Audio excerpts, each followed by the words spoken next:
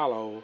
आज का कमेंट आया है, 4 दिन से राइट हाथ का अंगूठा सुन्न है, ज़्यादा नहीं हल्का सा महसूस हो रहा है, इसके लिए कौन सी गोली खाएं?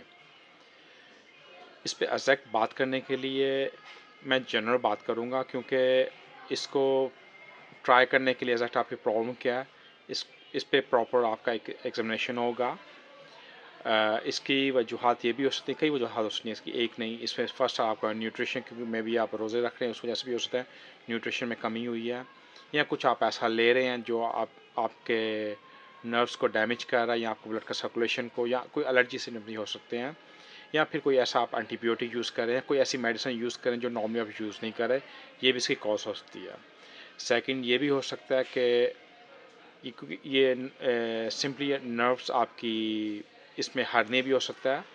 हर मतलब कि आपकी नर्व्स में सूजन या दबाव हुआ है, तो उस वजह से आपके ये फील हो रहा है। या फिर ये भी हो सकता है कि आपको, क्योंकि राइट हैंड है, अगर आपके इसमें कई क्वेश्चन पूछने पड़ते हैं, आपका ब्रीथ शॉर्ट हो रहा है या कुछ और सिम्टम्स, तो ये भी अगर राइट हाथ में हो तो ये भी हो सकता है कि आपको कोई स्ट्रोक आने वाला है।